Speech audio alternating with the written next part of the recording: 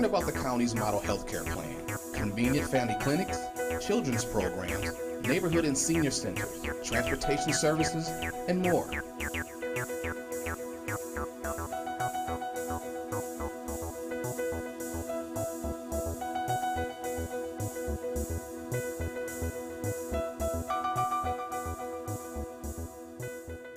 Welcome to Hillsborough Health, a series that lets you know about some of the services available to residents. Today's show will be about Veterans Affairs. I'm Bill Hodges, and with me today are Frank Strom. Frank is the Managing Director, Veterans Affairs, Hillsborough County Department of Consumer and Veteran Affairs. Ivo Kissick, Senior Veterans Officer. Glad to have you with us, Ivo. Thank you. And Stephanie Fulton, Veteran Service Officer, and also handles a lot of the things for our female people coming in, correct? Correct. Frank, are you a military vet yourself? I am, Bill. Thanks for asking. I've served 20 years in the United States Marine Corps, retired in 2004. I have a feeling all three of you are, so Ivo, what about yourself? Yes, Bill, I'm a 25-year veteran from the United States Air Force, retired in 2000.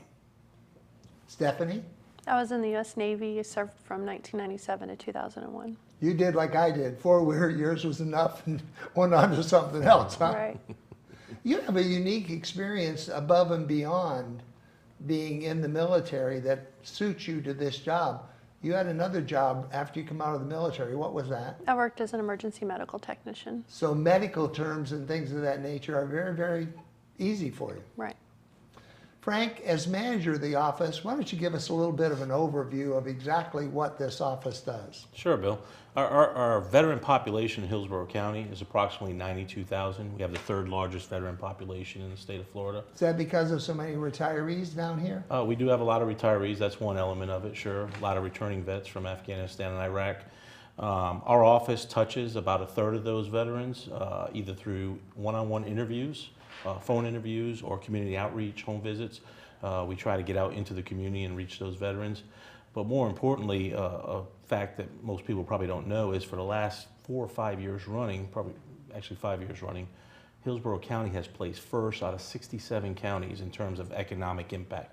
And what that means, Bill, is that if you're a veteran that may be receiving $1,000 a month for pension and maybe another veteran is receiving $1,000 a month for compensation, when you add all that money up within 1 year, last year, $323 million that our veterans contributed to this community as in terms of an economic impact. So very significant. Number one in the state of Florida. We're very proud of that. I'm very proud of our veteran population with us. Wow. Ivo, what's the difference between compensation and pension? Compensation is mainly service-connected disability that a veteran incurs while they're on active duty. If that medical condition persists at the time they discharge or retire, then they're eligible for compensation and also for free medical treatment from any of the VA hospitals. That's a lot of money, and it's really a good thing coming into our county. And I guess it's a good thing. I remember when I first started going to the VA myself, which I do, I go to Haley, and by the way, they've been very good to me. I started out, and most of the people were either my age or maybe Vietnam vets, a little younger than I was. And then all of a sudden I started seeing more and more people that were younger. And Stephanie, it's really great to see you stepping in here and bringing a younger approach to it. And we have more and more of the female vets coming in, isn't that correct? Females do have different issues that they're dealing with that males don't. And if they're eligible for care, there are specialized services that are offered through the VA hospitals. Gynecology, mammograms, specialized counseling that's offered for males and females, but it's predominantly an issue for females is military sexual trauma. So they're trying to really make sure that they're getting a hold of the issues that females are facing and trying to establish care for them. That's kind of I don't want to say a new thing for the VA, but kind of a new thing, having so many female veterans coming in and having things like the gynecology and things of that nature. Are they stepping up? Are they being able to handle this influx of new people coming in? They are stepping up. Females are the largest growing population of veterans, and in the state of Florida, we have the 3rd largest population of female veterans. So they're Really? trying to make up for the demand, but it is growing faster than they thought it would. So they're doing a good job. When we were off camera, we were talking about aid independence programs, Evo, and that's one of the areas that you have a great deal of knowledge in. Would you like to discuss that a little bit? Maybe the others can team in a little with you. Okay, actually it's Aid in Attendance. That's the name of the pension program. It's available for veterans, wartime veterans that are over 65 years of age, or that they have a disability that does not allow them to live independently anymore. And it's also available for their widows. The widows can also apply for the same benefit Really? under the veterans wartime period. So if the veteran happened to die, but the widow still needed assistance, she could get it through this program? She could get it as long as she never divorced the veteran, okay, and as long as she meets the qualification. This is an income-based program, okay, so it's based on amount of assets, which is normally around $80,000. Okay. It's based on the fact that they cannot live independently anymore, and it has to be certified by a doctor's statement. It has to be a expense associated with the claim. In other words, they have to be either in an assisted living facility or under full-time home care. Okay? If they meet all those qualifications, then the VA will be able to assist them with a pension to help offset the cost of the medical care that they need. You mentioned wartime veteran. Are there certain dates then that people would or would not be eligible through? There are certain dates. I'm not asking you to give us No, those dates. there are certain dates, but are but there? yeah, World War I, World War II, Korea, and Vietnam have certain years, months, dates, and years in which the veteran had to have served at least 90 days and at least 1 day during the wartime period to be eligible for. Have you ever had anybody from World War I? You mentioned World War I. Have you ever had anybody, Frank? Yeah, Stephanie, go that Well, World yeah, War I? believe it or not, I did have a case of a World War I widow that came to my, for assistance as a question to us to see whether she would qualify. And it was a challenge on her because she was an 102-year-old lady. Really? It was probably one of the few World War I left widows. And, There's no World War I individuals left, correct? Correct. no We've no lost them military all. members, no. And this particular case was important because one of the requirements for aid in attendance is a copy of a military discharge showing the type of discharge, which has to be honorable, and the one that shows the date of entry and the date of exit, so we can verify the time in the service to see if they qualify. In this particular case, some of the documents that were presented to me were, of course, nothing that we see on an everyday basis. There were different documents, but they had the information, so it was a very challenging approach to this case. I had to work very closely with the Pension Maintenance Center in Philadelphia from the VA at the manager level to see what we could do for this widow and expedite their claim. And with a lot of coordination, a lot of efforts on everybody's part, I was able to get the benefit done in 1 day. So she was a very happy lady. I'm curious, when I got out of the military, and that was a long, long time ago, they told us to take our record, our DD-214, down to our county and have them register it with the county so that if we ever needed a copy of it, we could always go back to the county and get one. And whether that microfiche is still available, I have no idea. But if I couldn't find my DD-214, although I know where mine is, if I couldn't find it, what would I have to do to get a new copy of the DD-214, Frank? Well, it's funny you mentioned that, Bill. What happens is when a military member exits a service, their DD-214, an additional copy, is sent to the state of Florida. The state of Florida forwards that DD-214 to our office. That veteran, we keep that on file for a period of 5 years. So if it's within 5 years, they can come to our office, we can give them a copy. If the veteran wants to... So the DOD does that automatically? Yes, the DOD sends it to the state home of record. Okay. Okay, so but from there, the veteran can take the extra step and go down and have it documented with the clerk of courts. But let's just say none of that happens, it's past the 5-year window. The veteran can come see us and we can assist them either through paper application or through the internet in requesting a copy of their discharge papers through National Personnel Records Center. And we can usually do that fairly quickly. especially if a veteran is looking to seek benefits, we can ask that it be expedited. Is there a charge for this? Never a charge, never a charge. I guess that's a good question to ask for the services, Stephanie, that you provide. Is there a charge to any of the veterans who come into your office and ask for assistance? No, there's no charge at all. Yeah. A lot of people ask Bill how our office is funded and how we provide that service at no charge. We basically work at the will of our Board of County Commissioners and County Administrator, who have always been very supportive of us. We're very thankful for that. But we're funded out of General Revenue Fund, the taxpayers, you know, as any other service that's provided in the county government service, we're provided services through that means. So we never charge a veteran, and we always caution people that if somebody's out there, another element of services, that there's people out there trying to portray themselves as veteran service officers or that experience and try to charge our veterans, especially targeting our elderly population. We always advise folks to contact our office first so we can help screen that, because a veteran by law should never be charged to apply for a benefit. Evo, with the people coming into your office, what if they speak a foreign language? Well, I threw that to you as a softball because I know you speak another language. Yes, yes. If they're Spanish speakers and also Filipino speakers, I can probably translate.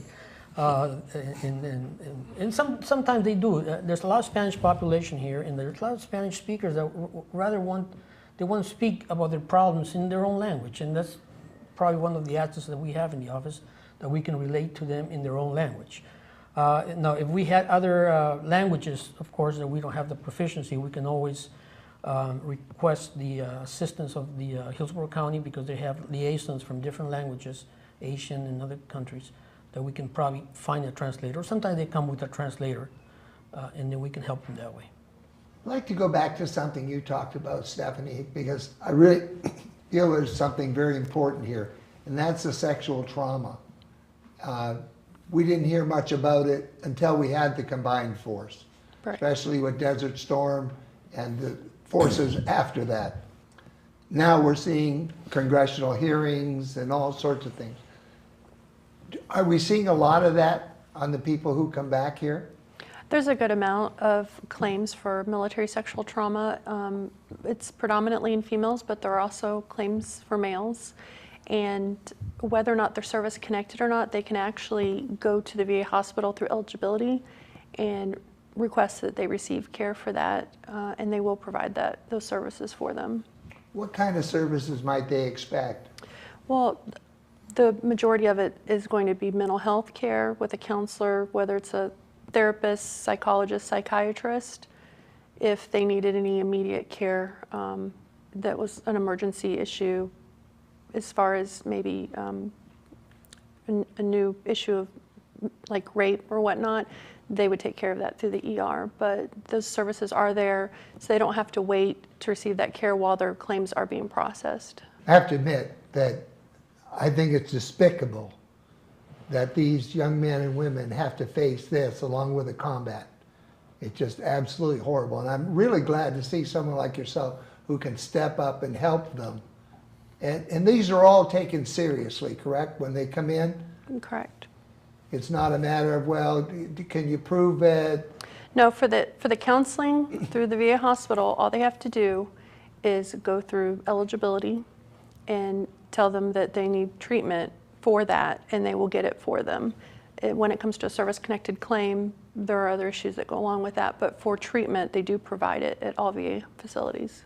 You know, you just mentioned something very important, and that's eligibility. And ladies and gentlemen, we're going to take a short break, and we're going to come back and we're going to talk about eligibility. How do you file these claims? How do you become eligible for things through the VA or other veteran services?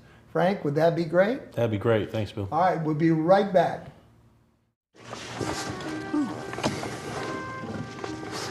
What the heck is this thing? Back fat. Someone must have lost it eating the smaller sized popcorn. Give me that.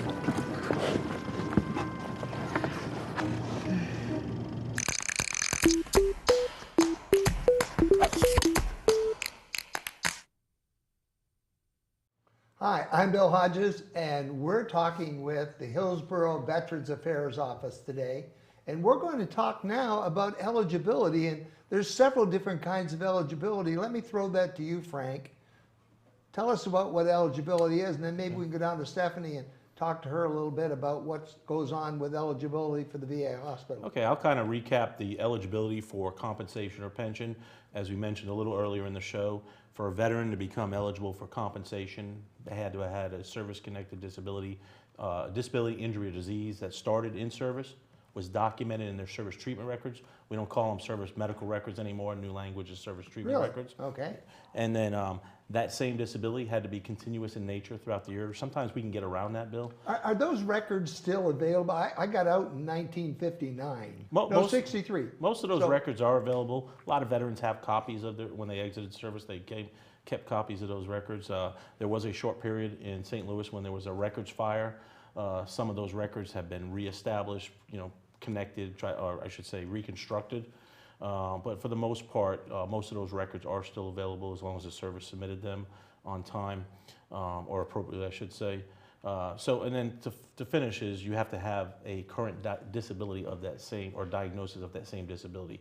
If you meet all those three elements, then you can potentially be service connected for monetary and healthcare benefits. Can it be a contributing cause to a particular illness or disability I have now? It could be, if you're referring to like a secondary, or it may have contributed to, obviously the first disability would have to be service connected, but from that disability you could have secondary disabilities that, as long as the medical evidence shows that it's a symptom of that original disability, then you could be service connected for multiple different disabilities. And then we talked a little bit about pension guidelines of a veterans in receipt of pension, how they qualify for that, income and asset type programs. And then there's other benefits that are available to veterans, eligibility for maybe home loans, educational benefits post 9/11, everything from A to Z. That's what our office is there to do and support. Stephanie, how about the VA? I have several friends that I am trying to push to go down to the VA and get in there and get their names put on record and get established eligibility. What would you say to them? They're all eligible, it appears. Well, as a veteran, you have the opportunity to be eligible for care. There's a lot of things that go into it. If you're service connected for disabilities, then you automatically are able to receive care in any VA facility. Our returning veterans within 5 years, depending on their discharge, if it's honorable, they're eligible for care coming out. Within 5 years? Within 5 years of the discharge, they're eligible for care. And it starts from the day they get out. They don't have to be service connected, but they do receive treatment. And then if you are not service connected for disability, depending on when you were in and your income, you would have to go down to eligibility with your DD-214 showing the type of discharge that you have, and they will decide whether or not you're able to get treatment or not. Yeah, I go in there, and with my income level, I always have to pay a copay. Actually, the copay is higher than Medicare in some of the spots. I never quite understood that. But those with lesser incomes wouldn't have to pay the copay? It depends. The VA has established a lot of priority groups. The higher the priority group, the more you probably have to pay in That's copays. correct. Non-service connected disabilities are based on your income, like Stephanie mentioned. Back to the 5-year, the reason the VA established that 5-year window for veterans is because the VA was so backlogged in determining whether a veteran was service connected, which is one avenue, as Stephanie mentioned, into eligibility. Oh, I see. So it's either Okay. 5 years or until your VA rating decision has been established, whichever, because your VA rating decision may give you a higher priority group than the 5-year window. Is every person who served over the past, well, far back as you want to go, that they're still living, are they all eligible for some level of VA care? No. If you make $200,000 a year and you have no service-connected disabilities and you may be served during a wartime period, chances are you're not going to qualify.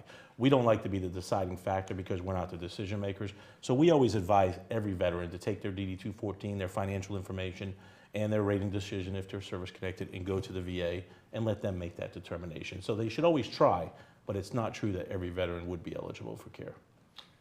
What about service spouses? Is there any care for a service spouse, for somebody that was? Well, In general, there's not, but if a veteran is 100% permanently, totally disabled, they do provide medical care through CHAMP VA for the spouse. That's Okay. the one instance. That is a service-connected disability or any kind of disability that causes them to be fully? It's service-connected, or if they are actually, if it's straight 100%, or if they're 100% under the individual unemployability pension part of it, that they can no longer work. As long as it's permanent and total, the spouse is eligible for care. Stephanie, do you find a reticence on the part of many of the female veterans to come in and talk to you about the kinds of things that we've talked about, the sexual abuse and things of that nature? Are they still, is there a stigma that they're afraid they'll carry with it? Well, I think there's a stigma for anybody that's claiming something like that, whether they're male or female.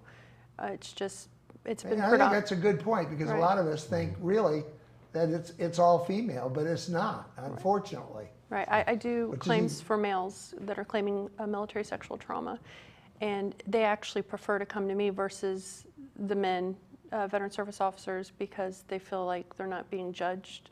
But it depends on what everybody is comfortable with. Somebody walks into your office, Evo, and said, I think I'm eligible. What do you do? Well, first of all, we go through our screening process and to check eligibility. That's one of the things we do. On pensions, for example, there's a checklist that we go through, make sure they qualify. Service time, we mentioned that. The bill not being able to live independently anymore, the income asset limitation. We go through a whole review of the case, and we actually prepare the claims after we feel comfortable that they have met all the requirements.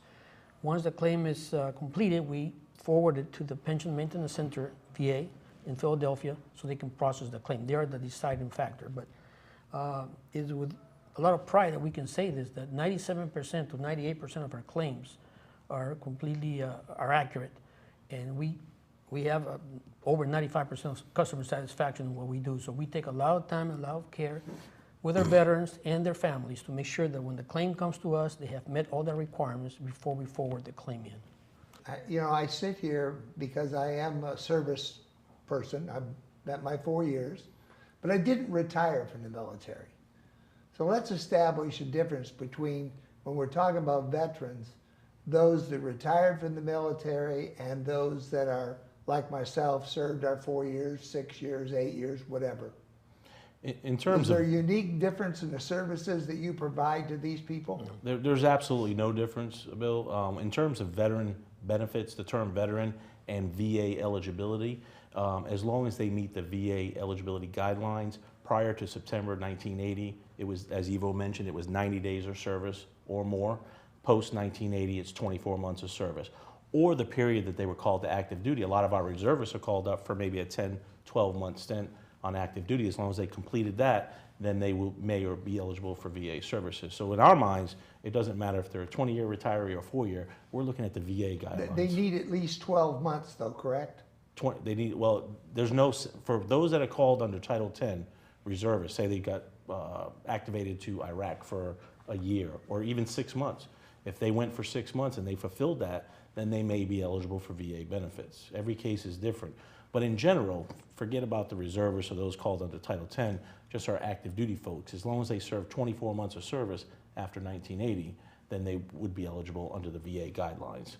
Prior to that, it would be 90 days of service. That's something I wasn't even considering, was a reservist. A reservist that has never been called up. If it's a reservist that's never been called up, Yeah. then the eligibility is minimal. It's not to say somebody couldn't get service connected. It would have to be a serious life-threatening injury that occurred while they were, say, on a drilling In status. training or something of that Training. nature. Uh-huh. But they would not otherwise qualify for VA benefits, is that correct? Not typically, no, sir. I never gave that any thought. I'm thinking reservists, but, and a lot of them have never been called up. They've served their 20 years and really have never actually been called up during that period of time. So you serve your 20 years and you retire as a reservist. And so you're getting your reserve pension or whatever. But you're still not eligible for VA services? Not for VA, but they may be eligible under TRICARE, under the military retirement system, so. So most of the people who would be either like yourself, you two, retired vets, would probably go TRICARE. Well, actually, I use both systems. You know, one, if you're service connected for a disability, you want to stay engaged in the VA system. You want them to have a record that you are being treated for those disabilities. But quite frankly, and Evo probably does the same, we use both to our advantage. Maybe one I makes do it the same easier. thing with Medicare. Sure. Frank, it's a very important subject. I feel very strongly about it because I'm involved daily in it myself. What have we not covered that you think is very important for the people out here that are watching this program to know about your office? Sure, I appreciate that, Bill. You know, our office serves a veteran from A to Z, but not only the veteran, they're survivors and dependents. A good portion of our customer client base is our elderly population, our World War II vets and their surviving spouses, which would relate to pension. That's a good portion of the claims that we do. The one thing that we like to make our public aware of, I like to go out and do advocacy, I like to do presentations, is that there are folks in our community that try to take advantage of our elderly population. They claim to be veteran service officers, they claim to be accredited, they're charging veterans to file a claim, all of which is inappropriate, and by law, you cannot do that. Hillsborough County, although there is federal law that dictates that that cannot be done, quite frankly, there's not enough teeth in that law. Hillsborough County, about a few years ago, we established a local ordinance that would actually fine or imprison people if they're caught, if they're non-accredited VA people trying to charge our That's veterans. a Hillsborough County law. That's a Hillsborough County ordinance, that's correct. Okay. And then if they are an accredited person and still working outside of the guidelines, then we refer them to the Inspector General to get their accreditation removed. So we're out there, we want to protect our veterans. If I could leave the audience with one thing, if you're a veteran, the spouse of a veteran, the dependent, or even a family member, if you have any questions at all, contact our office, speak with one of these great service officers or myself, and we can try to put them in the right direction. Our job, our philosophy is either to get you the benefit, to tell you what you need to get the benefit, or to educate you why you may not be entitled to the benefit. And sometimes the third is the most important.